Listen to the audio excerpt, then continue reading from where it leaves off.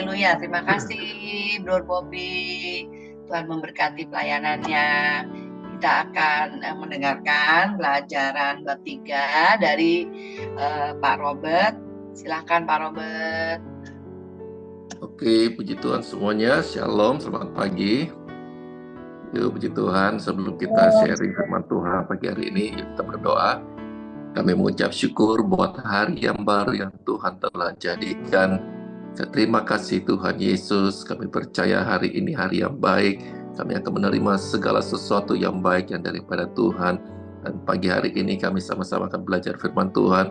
Bagaimana cara berdoa kami yang benar ya Tuhan. Sehingga kami berdoa tidak bertele-tele, tapi kami berdoa selalu memperkatakan firman Tuhan dalam setiap kehidupan kami. Terima kasih Roh Kudus, Engkau berbicara buat setiap kami pribadi lepas pribadi. Di dalam nama Tuhan Yesus kami berdoa mengucap syukur. Haleluya. Amin. Puji Tuhan Bapak Ibu Saudara, pagi hari ini kita akan belajar sama-sama tentang berdoa dengan cara yang lebih baik. Amin. Kemarin waktu hari Rabu kita belajar tentang menerima semua apa yang Tuhan sudah berikan di dalam kehidupan kita.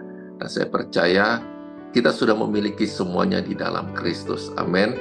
Nah, firman Tuhan mengatakan di Kolose 2 ayat 6, kamu telah menerima Kristus Yesus Tuhan kita.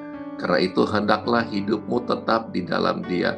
Artinya waktu Kristus ada di dalam kita, hidup kita ada di dalam Kristus. Saudara, amin. Dengan cara yang sama kita hidup di dalam pengampunan dosa. Artinya Kristus ada di dalam kita. Waktu kita sudah diampuni dosa-dosa kita, kita percaya bahwa kita ada di dalam Kristus. Dan kita tinggal selama-lamanya di dalam Kristus. Dan kita harus menerima dan percaya bahwa dosa-dosa kita sudah diampuni oleh Tuhan Yesus di atas kayu salib. Jadi kita harus percaya dan menerima apa yang Tuhan Yesus sudah lakukan untuk kita melalui penebusan Kristus. Jadi apa yang Tuhan sudah lakukan dalam kehidupan kita, kita percaya dan kita menerima melalui penebusan Tuhan Yesus di atas kayu salib. Nah, waktu kita menerima semuanya itu, kita percaya kita sudah terima semuanya. Segala sesuatu yang Tuhan sudah lakukan di atas kayu salib, ya sakit penyakit, segala kutuk dosa, kegagalan, kemiskinan, semua apa yang Tuhan sudah lakukan di atas kayu salib, kita tuh sudah terima semuanya. Tinggal bagaimana kita mau mengeluarkan, mau menerima, mempraktekkan semuanya itu dengan memperkatakan firman Tuhan di dalam kehidupan kita sebagai orang percaya. Nah, kebanyakan orang Kristen yang melihat doa itu sebagai suatu kesempatan untuk menggerakkan hati Tuhan. Jadi kita berdoa untuk minta menggerakkan hati Tuhan supaya Tuhan ini loh, Tuhan lakukan ini loh Tuhan. Jadi kita datang berdoa untuk menggerakkan hati Tuhan, bahwa kita percaya Tuhan bisa melakukan apapun untuk Tuhan bertindak. Jadi kebanyakan kita berdoa dengan cara untuk menggerakkan hati Tuhan, ini loh Tuhan masalahku, supaya Tuhan tuh bertindak. Sebenarnya segala sesuatu yang Tuhan sudah berikan itu ada di dalam kehidupan kita, saudara. Bukan kita berdoa untuk menggerakkan hati Tuhan supaya Tuhan bertindak melakukan ini loh Tuhan tahu gak masalah aku seperti ini, aku menghadapi ini, aku dibohongin, aku ditipu dan segala macam.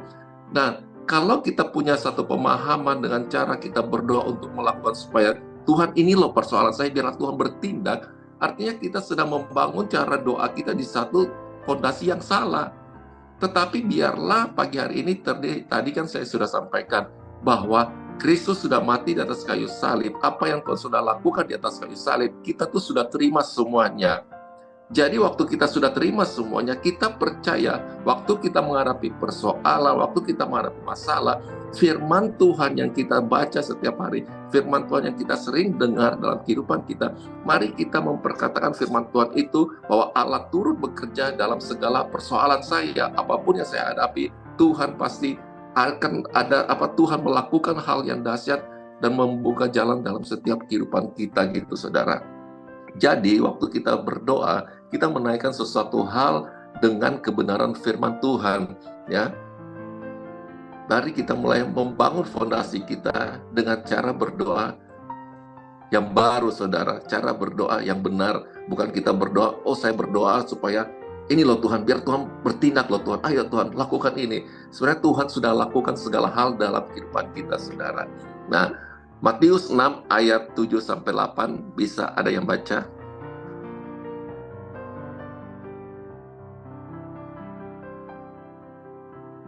Boleh dibantu, mungkin Dokter Eta.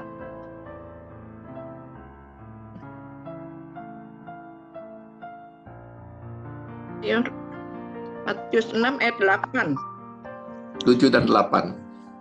7 dan 8. Lagi pula demikian firman Tuhan lagi pula, dalam doamu itu janganlah kamu bertele-tele seperti kebiasaan orang yang tidak mengenal Allah. Mereka menyangka bahwa karena banyaknya kata-kata doanya akan dikabulkan. Jadi janganlah kamu seperti mereka, karena Bapamu mengetahui apa yang kamu perlukan sebelum kamu minta kepadanya. Amin. Amin. Terima kasih, Oma Sisil. Di situ dikatakan, janganlah kamu berdoa bertele-tele seperti kebiasaan orang yang tidak mengenal Allah. Nah, ini sangat penting sekali. Di situ ayat 8 kata, jadi janganlah kamu seperti mereka, karena Bapamu mengetahui apa yang kamu perlukan. Jadi sebelum kita doakan Bapa kita di surga, Dia tahu. Dia sudah tahu apa yang kita perlukan. Waktu kita sebelum berdoa, Dia sudah tahu apa yang menjadi pergumulan kita, apa yang kita hadapi. Jadi bagaimana kita mau berdoa? Itu kan tadi dibilang, janganlah kita bertele-tele seperti kebiasaan orang yang tidak mengenal Allah.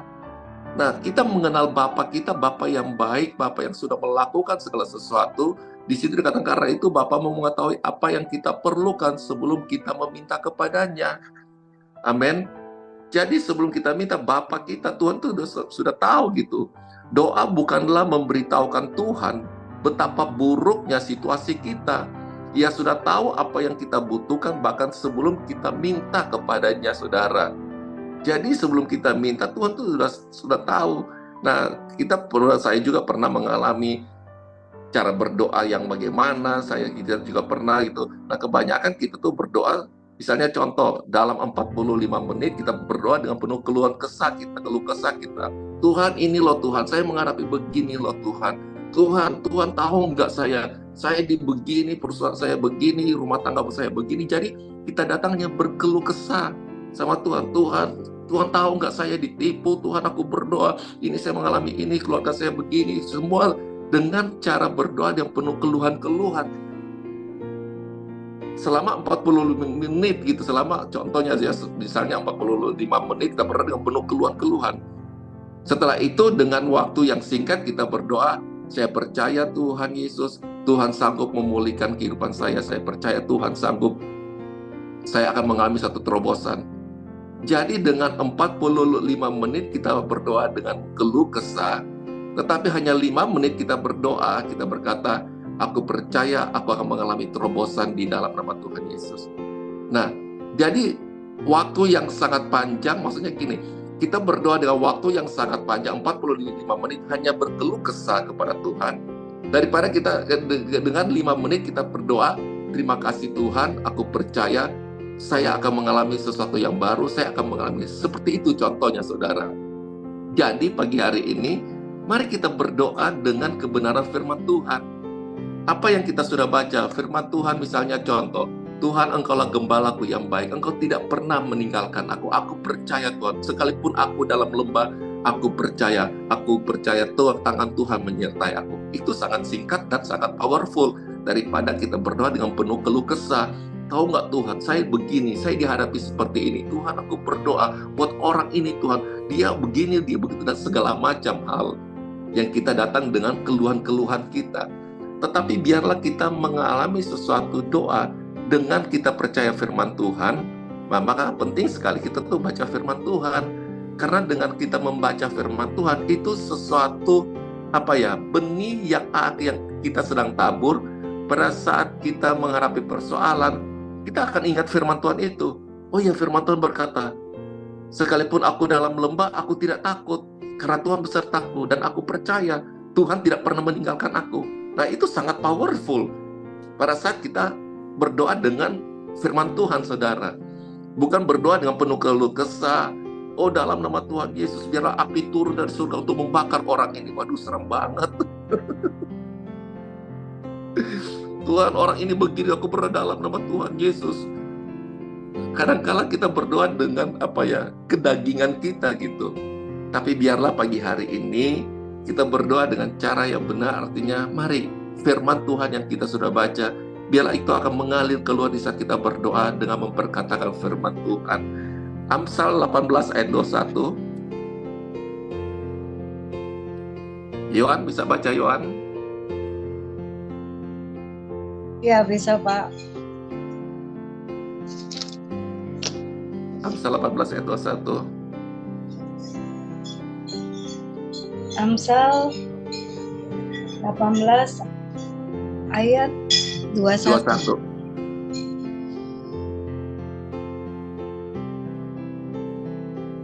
Hidup dan mati dikuasai lidah, siapa suka menggemakannya akan memakan buahnya. Amin. Thank you, Yohan. Hidup dan mati dikuasai lidah, siapa suka menggemakan akan memakan buahnya. Nah, sama dalam hal berdoa juga. Di dalam doa perkataan kita menghasilkan hidup atau mati. Doa dengan firman Tuhan akan melepaskan kehidupan. Amin. Jadi pada saat kita berdoa dengan firman Tuhan, kita akan melepaskan satu kehidupan di dalam kita. Jadi kita memperkatakan sesuatu daripada kita berdoa dengan penuh keluh kesah, daripada kita berdoa dengan bertele-tele, dengan kita menghadapi persoalan, ini loh Tuhan begini, ini loh masalah saya begini.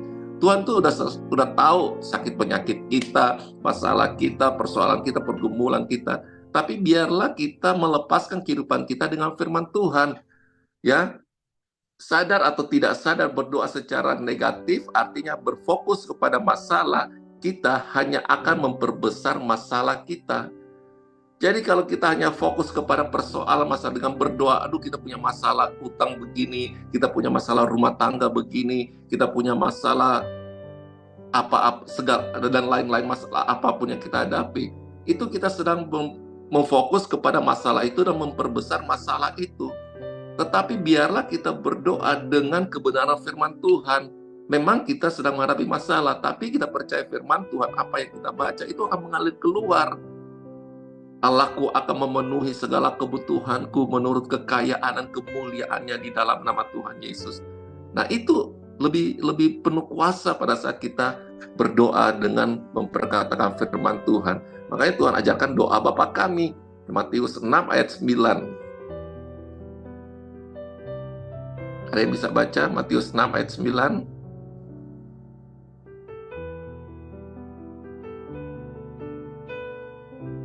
Bang Patar bisa baca?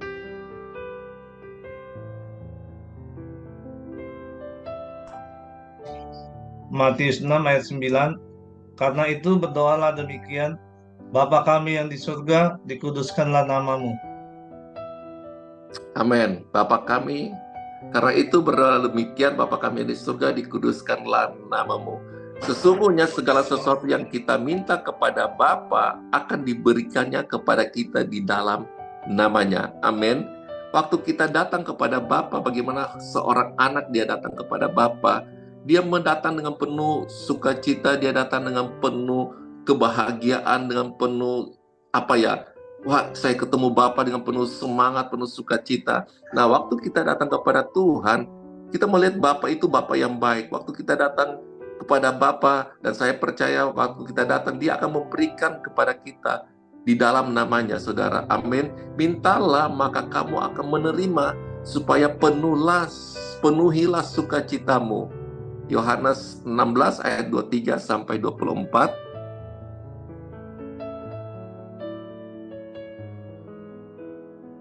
Ada yang bisa baca? Saya Pak. Ya, silakan Bu. Matius berapa? 16 ayat 23 sampai 24. Ini kok Yohanes? Yohanes, sorry, Yohanes 16 ayat 23 sampai 24. 23.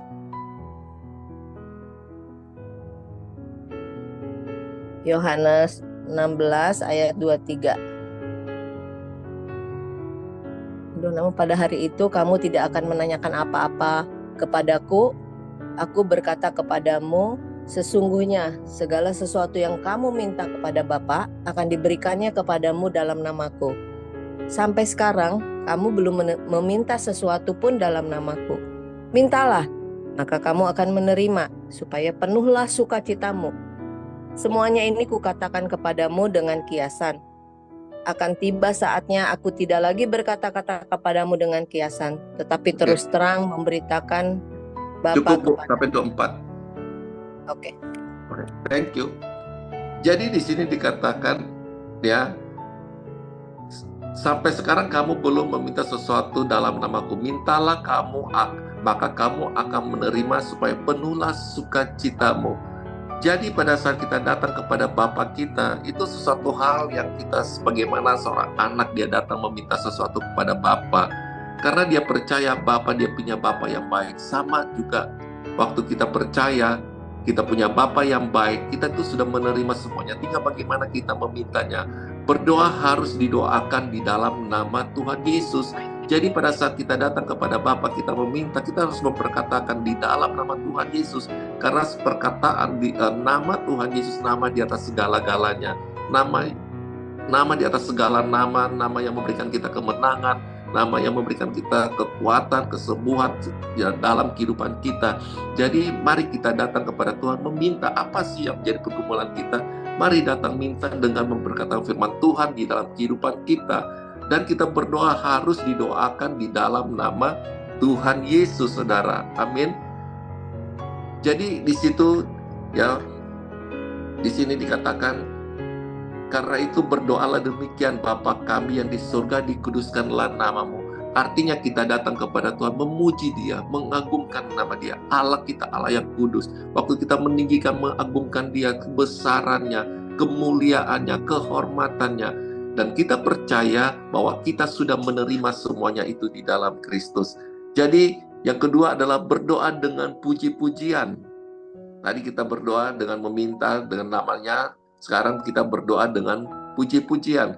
Mazmur 104, Mazmur 100 ayat 4. Kita buka firman Tuhan, Mazmur 100 ayat 4.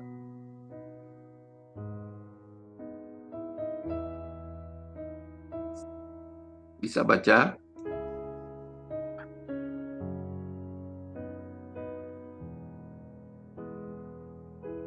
Saya Pak, Ya, silakan. masuklah melalui pintu gerbangnya dengan nyanyian syukur. Ke dalam bersyukurlah kepadanya dan pujilah namanya. Amin. Thank you, Kamaya. Masuklah melalui pintu gerbangnya dengan nyanyian syukur ke dalam pelatarannya. Dengan puji-pujian bersyukurlah kepadanya dan pujilah namanya. Amin. Masuklah dengan puji-pujian. Waktu kita berdoa, kita seharusnya memulai dengan masuk ke dalam hadiratnya sambil mengucap syukur, memuji, memberkati. Itu yang Tuhan perintahkan untuk kita lakukan, saudara. Bapa kami yang di surga, dikuduskanlah namamu. Artinya kita datang dengan menaikkan pujian, dengan kemuliaan, bersyukur, memuji kebesaran Tuhan. Itu yang dimaksud kita doa Bapa kami, dikatakan Bapa kami yang di surga, dikuduskanlah namamu. Kita datang dengan penuh puji-pujian kepada Dia. Ya, kita sedang membangun hubungan kita dengan Bapa. Waktu kita datang dengan memuji Tuhan, dengan bersyukur, memuji kebesarannya, kita sedang membangun hubungan kita dengan Bapa. Ya, jangan kita datang kepada Bapa dengan melihat, waktu kita melihat Tuhan, kita datang berdoa dengan penuh ketakutan, kita melihat Tuhan dengan penuh penghakiman, atau kita melihat Tuhan dengan penuh penghukuman, tetapi kita melihat Bapa kita, Bapa yang baik. Amin. Waktu kita datang memuji kebesarannya, kita melihat Bapa, sosok Bapa yang baik, Bapa yang tidak pernah meninggalkan kita.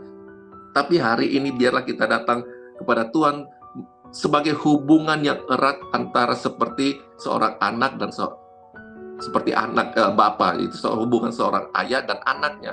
Jadi waktu kita datang kepada Tuhan, kita harus menyadari bahwa kita memiliki satu hubungan yang baik. Bagaimana hubungan seorang ayah dan anaknya, saudara? Bagaimana ayah itu mengasihi anaknya? Bagaimana seorang ayah dia memberikan yang terbaik buat anaknya. Sama dengan Bapa kita. Waktu kita datang kepada Bapa kita, kepada Tuhan, Tuhan melihat kita ini sebagai anak-anaknya. Dia mau berikan yang terbaik buat kita, saudara. Waktu kita datang kepada Dia, ya, Dia adalah Bapa yang baik. Ia adalah Bapa surgawi kita yang penuh kasih. Kita bersyukur kita memiliki hubungan yang istimewa, saudara. Kita bersyukur kita memiliki satu hubungan yang sangat spesial dengan Dia. Karena Bapa kita Bapa yang baik. Bukan Bapa yang menghukum kita, bukan Bapa yang menghakimi kita. Tapi kita lihat Bapa kita Bapa yang penuh kasih. Apa yang Dia sudah berikan dalam kehidupan kita. Karya salibnya yang Dia sudah berikan. Jadi waktu kita berdoa, kita datang dengan penuh ucapan syukur. Yang saya bilang tadi, jangan kita datang dengan membawa keluh kesah kita. Tetapi kita datang kepada Bapa kita membawa syukur kita. Mungkin kita salah langkah, mungkin kita salah ambil tindakan, mungkin kita salah ambil keputusan. Tapi bukan menjadi berarti kita, aduh saya nanti Tuhan marah, nanti Tuhan melakukan ini kepada saya. Tapi waktu kita datang kepada Bapa, menyadari apa yang kita lakukan, mengucap syukur, dengan penuh kasih kita datang kepada Dia, maka Dia Bapa yang baik yang selalu ada dalam kehidupan kita. Dia tahu apa yang kita hadapi, saudara. Bahkan sekalipun kita gagal, Ia tidak menghukum kita. Tuhan sangat mengasihi kita, amin. Itulah kasih Tuhan yang begitu besar dalam kehidupan kita. Ketika kita masuk ke dalam hadirat-Nya, ingat, Ia adalah Bapa kita yang baik, amin. Waktu kita datang kepada Tuhan, kita jangan melihat kegagalan kita, tapi kita lihat kebaikan Tuhan yang nyata dalam kehidupan kita. Karena Dia Bapa yang baik, saudara. Fokus kepada kebaikan Tuhan, bukan fokus kepada kegagalan kita. Kalau kita fokus kepada kegagalan kita, iblis akan menuduh terus. Tapi kalau kita fokus kepada kebaikan Tuhan, maka saya percaya segala kebaikan-kebaikan Tuhan, kita fokus kepada kebaikan Tuhan, itu yang akan memancar keluar dalam kehidupan kita, saudara. Karena Dia Bapa yang baik. Naikkan doa kita dengan berterima kasih kepada Tuhan atas kebaikan-Nya. Tuhan, aku mengucap syukur, terima kasih buat kebaikan-Mu, Tuhan. Di situ dikatakan, masuklah melalui gerbang-Nya dengan ucapan syukur. Pujilah Dia dan berdoalah, Bapa, terima kasih sudah menjadi Bapakku yang baik. Jadi masuk dengan ucapan syukur, pujilah Tuhan dan berdoalah dan katakan, Bapa, terima kasih, Engkau Bapa yang baik. Amin, saudara. Sekarang kita dapat menghampiri Tuhan tanpa takut berdasarkan apa yang Kristus sudah lakukan, saudara. Tuhan benar-benar senang mendengar ya, dari kita, saudara. Tuhan senang mendengar bagaimana kita datang kepada Dia, menaikkan syukur kita kepada Tuhan, saudara. Bahkan Matius 6 ayat 10 katakan, datanglah kerajaan-Mu, jadilah kehendak-Mu di bumi seperti di surga, saudara. Amin. Di surga tidak ada penyakit, di surga tidak ada kemiskinan, di surga tidak ada kegagalan. Makanya di situ Tuhan ajarkan, datanglah ke kerajaan-Mu, jadilah kehendak-Mu di bumi seperti di surga. Di hadirat Tuhan ada sukacita. Di hadirat Tuhan ada sorak-sorai, ada nyanyian, ada pujian dan penyembahan yang melimpah.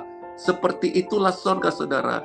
Demikianlah firman Tuhan katakan, jadilah kehendak-Mu di bumi seperti di surga. Artinya, apa yang di surga ngalamin, kesembuhan, sukacita itu terjadi di bumi, saudara. Demikianlah kita mengharapkan di bumi ini, saudara.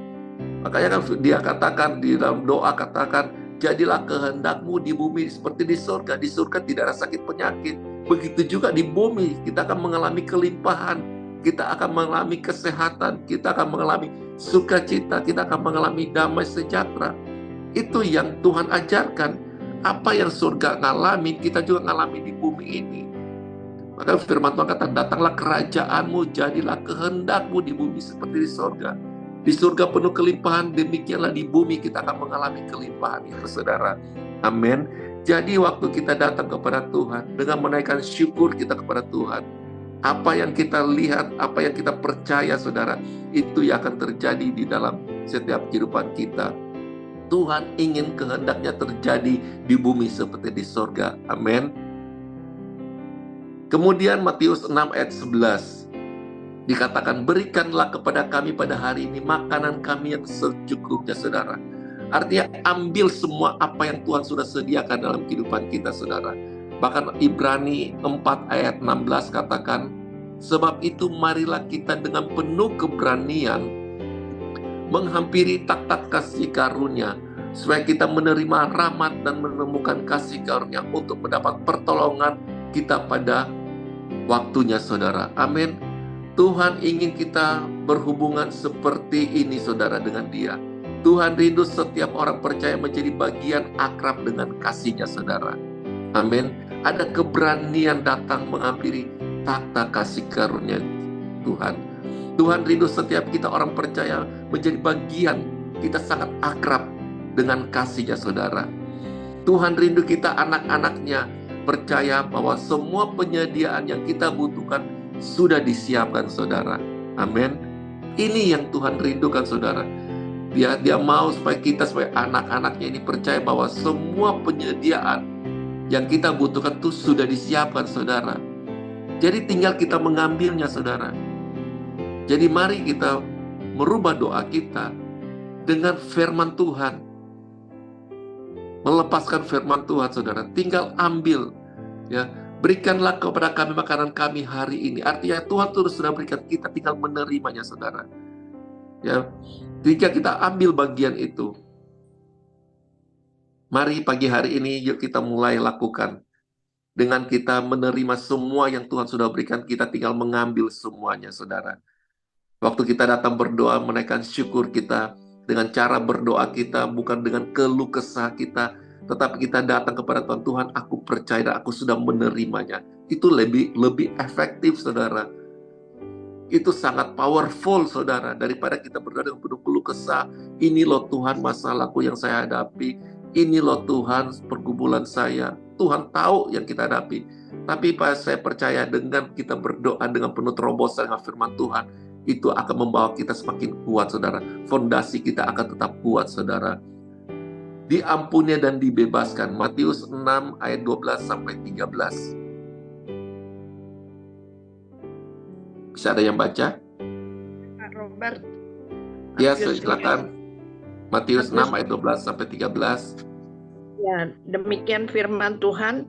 Dan ampunilah kami akan kesalahan kami, seperti kami juga mengampuni orang yang bersalah kepada kami. Dan janganlah membawa kami ke dalam pencobaan, tetapi lepaskanlah kami daripada yang jahat. Karena Engkaulah yang mempunyai kerajaan dan kuasa dan kemuliaan sampai selama-lamanya. Amin. Amin. Makasih, Mas Sisil. Amin. Ini sangat luar biasa, saudara. Dan ampunilah kami akan kesalahan kami. Bapa kami, Bapa kita yang di surga, Dia sudah mengampuni dosa-dosa kita. Dia sudah menanggung semuanya, saudara. Dia sudah menerima semua hal yang buruk di atas kayu salib. Dia sudah menerima semuanya. Di situ dikatakan, janganlah bawa kami ke dalam pencobaan, tetapi lepaskan kami dari yang jahat. Karena Engkau yang punya kerajaan dan kuasa dan kemuliaan sampai selama-lamanya. Artinya apa, saudara? Waktu kita sudah menerima pengampunan, mari kita melepaskan pengampunan itu, saudara. Melepaskan pengampunan. Ya, mungkin orang menjelekkan kita, mungkin orang melakukan sesuatu hal yang nggak baik, tapi di situ kita ampunilah kami akan kesalahan kami, seperti kami juga mengampuni orang yang bersalah kepada kami. Artinya kita juga harus belajar untuk melepaskan itu, saudara. Melepaskan pengampunan. Tuhan Yesus sudah membebaskan kita, ya, keluar dari kerajaan kegelapan dan menetapkan kita dalam kerajaan yang terang, saudara. Artinya semua yang baik, semua yang baik itu kita sudah terima. Semua yang baik kita sudah terima. Dia melepaskan kita dari kegelapan, masuk kepada kerajaannya yang terang. Artinya kita menjadi orang-orang yang menjadi berkat buat orang-orang di sekitar kita. Sekalipun orang melukai kita, sekalipun orang mengecewakan kita, ya bagaimana kita mau melepaskan itu, pengampunan, saudara. Dan saya percaya pagi hari ini kita akan melakukan semuanya apa yang firman Tuhan sudah lakukan dalam kehidupan kita. Memperkatakan firman Tuhan, kita sudah menerima semuanya. Tadi yang saya bilang, kita jangan datang berdoa dengan penuh keluh kesah kita. Lebih banyak 45 menit kita berdoa, bertele-tele, menceritakan masalah-masalah kita. Ini loh Tuhan, Tuhan sudah tahu masalah kita. Tapi yuk kita ambil kebenaran firman Tuhan. Firman Tuhan, bagaimana kita berdoa, memperkatakan firman Tuhan di dalam kehidupan kita, saudara. Dan saya percaya itu lebih powerful. Ada satu terobosan yang kita semakin lebih kuat di dalam dunia ini, apapun yang kita hadapi. Kita percaya kita sudah menerima semuanya itu. Kita ada dalam kerajaannya, kita ada dalam terangnya Tuhan, saudara. Jadi mari kita mulai membangun kehidupan kita dengan firman Tuhan. Pada saat persoalan, masalah apapun datang, saya percaya firman Tuhan itu akan keluar dalam mulut kita, di dalam hati kita. Kita akan semakin kuat di dalam Tuhan. Amin. Tuhan Yesus memberkati. Haleluya. Kita banyak dapat kekuatan baru, terobosan-terobosan baru ya. Dengan weekend ini kita mulai praktekkan betapa baiknya Tuhan. Dengan firman Tuhan yang terus kita renungkan siang dan malam. Roh Kudus mengingatkan kita pada saat kita menghadapi gunung-gunung kehidupan kita ya. Terima kasih Pak Robert, Tuhan Yesus memberkati.